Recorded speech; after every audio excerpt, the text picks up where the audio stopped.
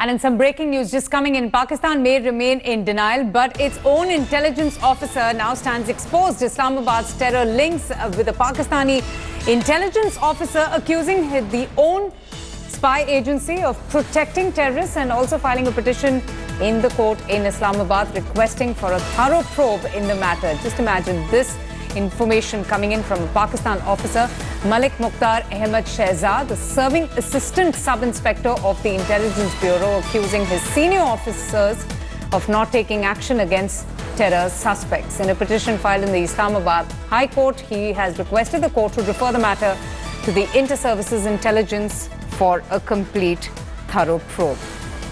Geeta Mohan joins us for more on this. Geeta, what an embarrassment. Intelligence officer from Pakistan, talking about the ISI and accusing his senior officers, his senior colleagues of actually having links with terrorists. Well, that's right, and a complete embarrassment on a day when we've seen the entire international community coming out, Avantika, and exposing Pakistan. Pakistan caught lying, and now we see an inter-agency spar between the Intelligence Bureau in Pakistan and the ISI, where one junior level officer has accused his own of not working honestly and genuinely in activities that have to do with terrorism, and has asked the intelligence services wing to really look into the matter. Avantika, many would say is a farce, and this isn't the first time. Post 2611 attack, the FIA officer also had come out and said that there have been problems within the government, and there has been support that they have seen in the past with regards to terror activities from state agencies. So this is not the first time that Pakistan stands exposed and embarrassed. This has happened before as well, and now yet another officer coming out and saying that his own colleague is not cooperating with the administration in genuinely fighting the cause for but the shocking part is that Pakistan remains unfazed. You remember Tariq M. Khosa, the former Director General of Pakistan's Federal Investigating Agency, also pointing out to Pakistan's complicity in the Mumbai terror attacks.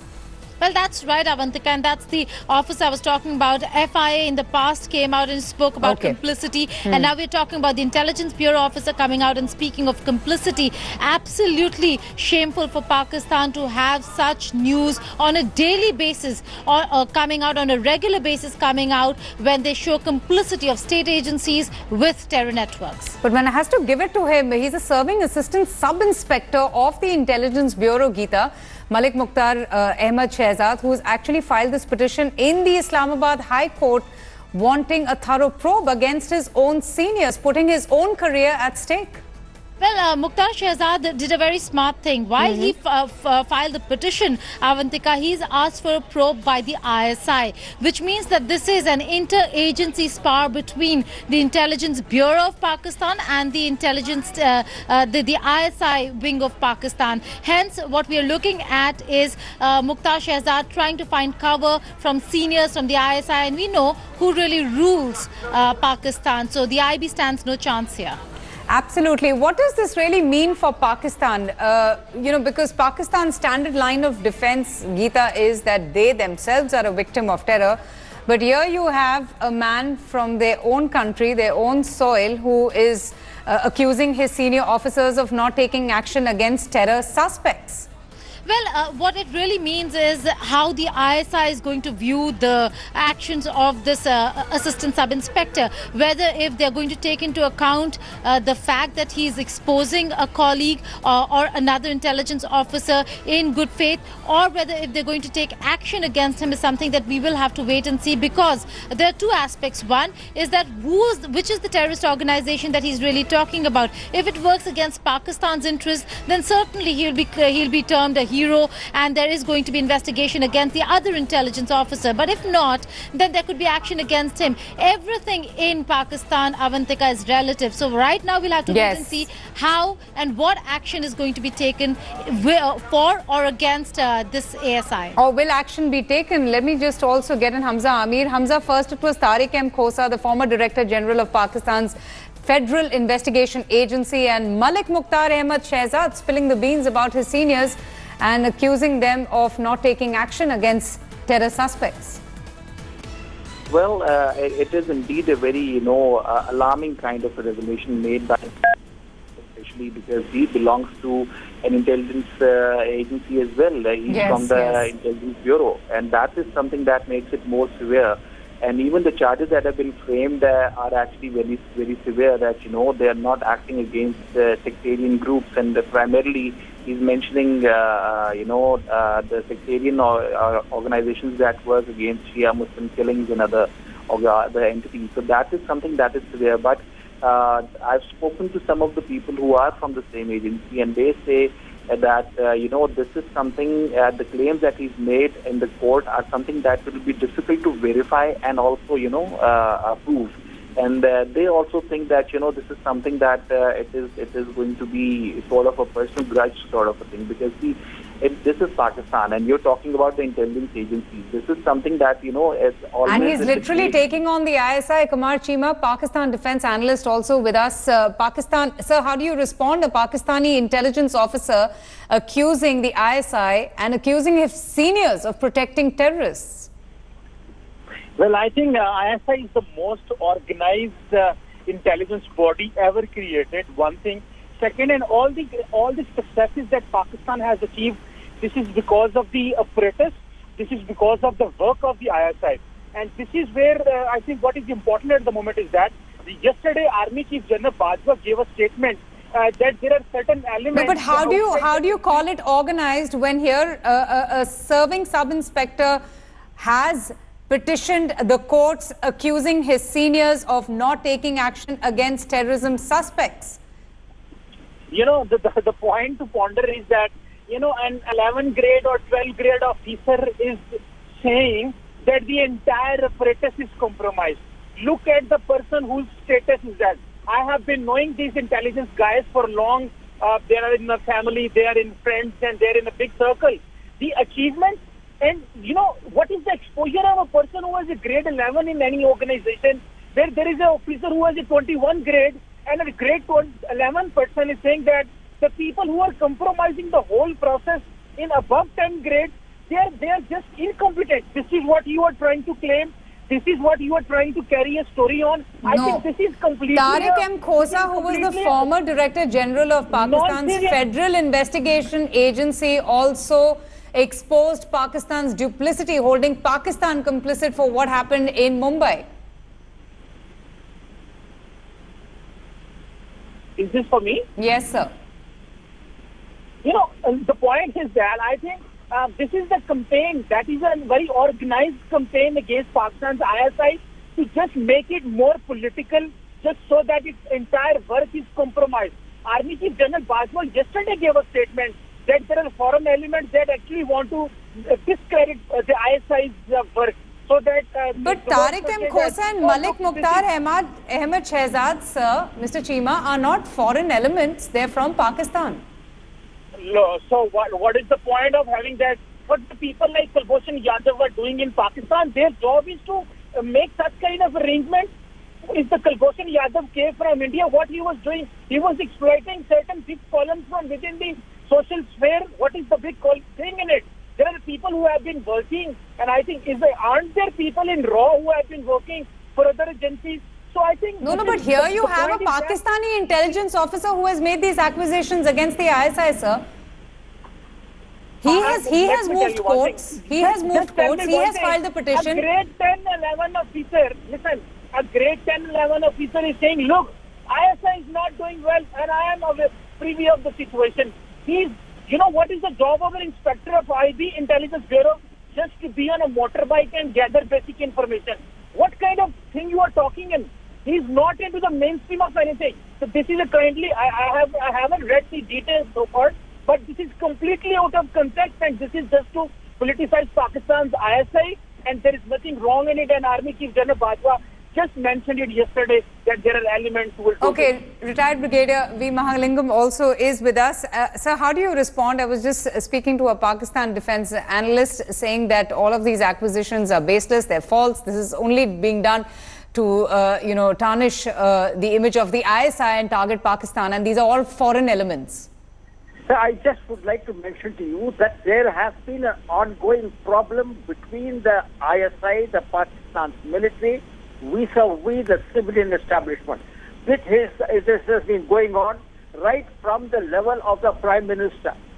The parliamentarians in Pakistan believe that the parliament has been sidestepped and that the ISI and the Pakistan military has taken over control of Pakistan. This is just not the views of any one single person.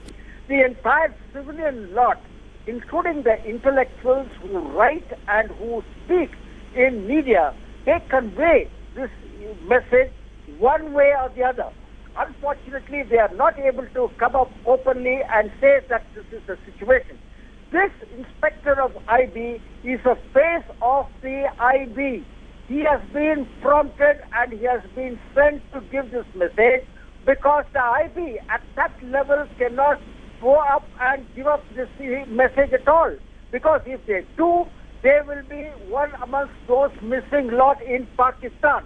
Therefore, this is a very clear message and a very clear understanding. You must see that there is a big gap between the thinking of the Pakistan's military, ISI, and the civilian establishment. No, so are you saying that this has been deliberately done? Yeah, absolutely. It has been done. It has probably been told by the IB's higher authorities to give this particular, to go to the court and file this case. Otherwise, how would a small sub-inspector have enough money and the resources to go into the court? Because the IB, to my way of looking, this has been quite upset with the way ISI has been treating them. I must also bring out here, at the end of 9/11, NIA carried out the investigations. In fact, I think they have carried out one of the best investigations that could ever be done. And they have brought out every aspect of what the Lashkar-e-Toiba had done to carry out this 26/11 attack. Despite this, the work of the NA has been discarded, and Pakistan's ISI kept doing what it was. And in fact, I must also tell you, Pakistan's intellectuals largely, and also the people, are quite fed up with this terrorism and the way Pakistan is being backed in the international arena. Therefore, this is the result of this and must be viewed in that context. All right, Major General P.K. Sehgal is also with us right now. Sir, your reactions to this big breaking news, the serving assistant sub-inspector of the Intelligence Bureau accusing his seniors of colluding with terrorists, of not taking action deliberately against terror suspects. This will indicate of a mega success of Indian diplomacy. We've exposed Pakistan to such an extent that today an ISI official and tomorrow the entire public of Pakistan are feeling ashamed at what their country is doing. Whenever they leave their country and go outside, nobody wants to talk to the Pakistani, nobody wants to trade with them, nobody wants to interact with them. And they're feeling humbled and stupid all over the globe.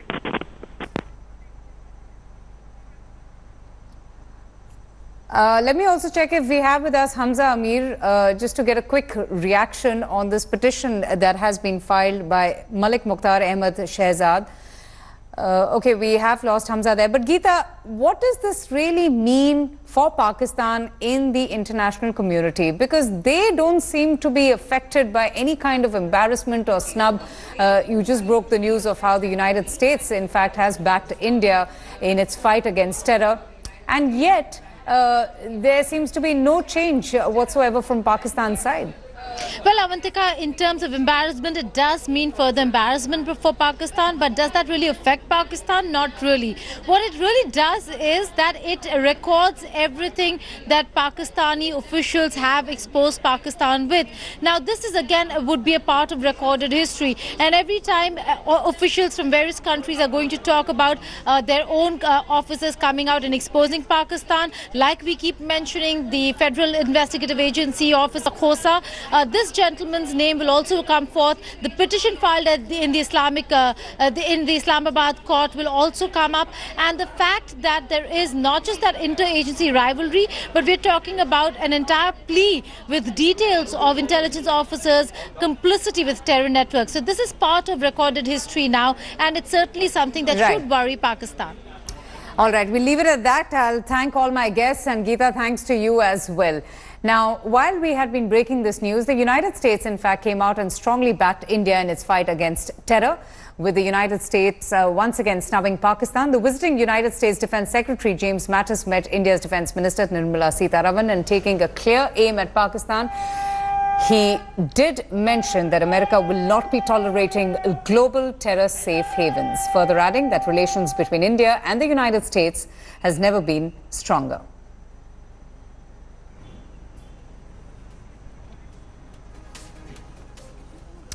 But there's also no end to Pakistan's embarrassing run at the United Nations General Assembly. The terror state indulged once again in a very controversial spat with Afghanistan at the Security Council meet, with the Afghanistan foreign minister tearing into Pakistan, clearly stating that the scourge of terror affecting the nation is a result of Pakistan's onslaught.